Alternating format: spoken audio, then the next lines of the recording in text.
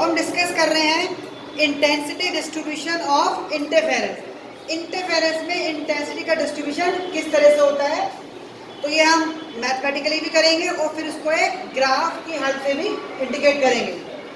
तो जैसा हम इंटेंसिटी का फॉर्मूला निकाल चुके हैं केस ऑफ इंटरफेरेंस, क्या फॉर्मूला निकाला था हमने, I equal to I1 plus I2 plus 2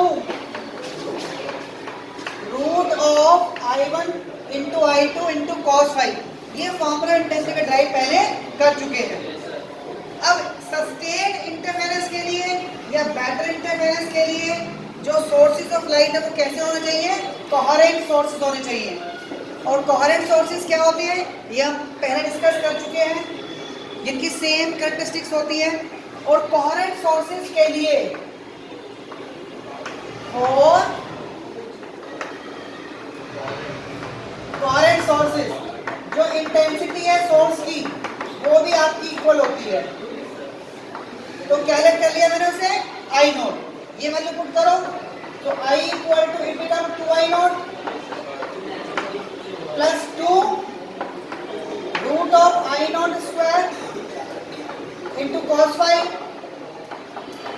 2I naught plus 2I naught cos five. यहाँ से आप 2I नोट को कॉमन ले सकते हैं, 1 plus cos five.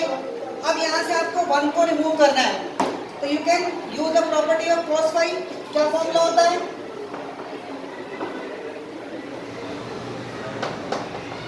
2 cos square 5/2 minus 1। We can use the property of cos five. cos five formula कहाँ से है, cos 2 से हम cos फाइव निकाल सकते हैं। तो यहाँ से I की वैल्यू क्या आ जाती है, 2I not into 2 cos square 5/2, यानी intensity become 4I not cos square 5/2। ये हमारे पास इंटेंसिटी का फॉर्मूला आ गया, जहाँ पे I नोट क्या है, जो हमारे पास कोहेरेंट सोर्सेज हैं उनकी इंटेंसिटी है। अब यहाँ पे हम फाई की वैल्यू को पुट करेंगे। सपोज आप लेट करते हो 5 equal to 0, 2 pi, 4 pi so on, यानी हम इवन वैल्यू ऑफ फाई को सब्स्टिट्यूट कर रहे हो। तो अगर आप इस फाई की वैल्यू ये पुट करते हैं, सपोज हम वैल्यू निकालते हैं I की 4I नॉट, सबसे पहले मैंने सब्स्टिट्यूट किया 0, तो 0.2 क्या हो गया 0, और 0 क्या होता है 1। तो इंटेंसिटी मेरे पास क्या आ गई 4I नॉट। सपोज इसके बाद आप पुट करते हो 2 पाई डिवाइड बाय 2, यानी cos पाई, और cos पाई की वैल्यू क्या होती है -1। -1 का स्क्वायर क्या हो गया +1। Again value is equal to 4I naught, यानी आपकी इंटेंसिटी हमेशा क्या आएगी 4I नॉट आएगी। तो intensity always equal to 4I naught, and this intensity remain maximum. Maximum क्यों है, पहले हम मिनिमम फाइंड करके देखते हैं, उसके बाद पता लगेगा मैक्सिमम कैसे आती है। अब आप पाई की वैल्यू लेट करो ओड वाली, यानी pi, 3 pi, 5 pi and so on put कीजिए। तो I equal to 4I not cos square π/2, हमने सब्स्टिट्यूट किया है फाई की जगह पाई, तो cos π/2 कितना हो गया cos 90, यानी 0। एक वैल्यू और फाइंड करते हैं 4I नॉट, अब पुट कीजिए 3π/2, 3π/2 भी क्या होता है 0। इसका मतलब इंटेंसिटी आपके पास क्या आती है 0,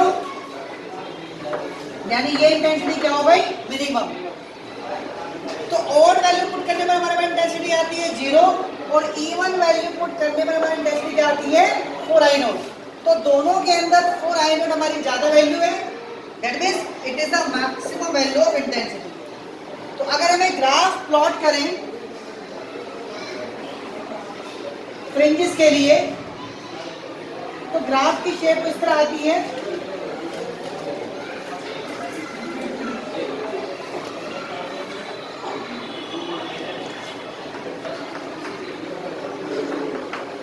ये आपका 0 है, जहाँ पर इंटेंसिटी मैक्सिमम है 0 पुट करने पर, यहाँ पर हम x के लॉन्ग पुट कर रहे हैं फाई की वैल्यू, इसका यहाँ पर इंटेंसिटी मैक्सिमम है, कहाँ पर है 2 पाई पर, उसके बाद कहाँ मैक्सिमम है 4 पाई पर, यानी E1 फाई पर आपकी इंटेंसिटी क्या है मैक्सिमम है, और जहां पर इंटेंसिटी आपकी मैक्सिमम है वहां पे क्या मिलेगा ब्राइट फ्रिंज,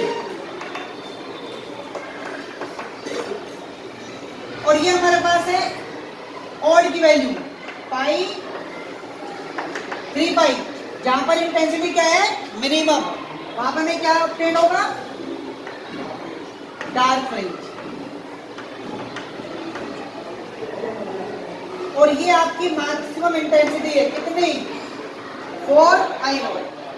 तो इस तरह हम इंटरफेरेंस का जो डिस्ट्रीब्यूशन है इन टर्म्स ऑफ इंटेंसिटी वो भी हम शो कर सकते हैं, and also showing the position of dark and bright fringes in terms of phase difference. Clear?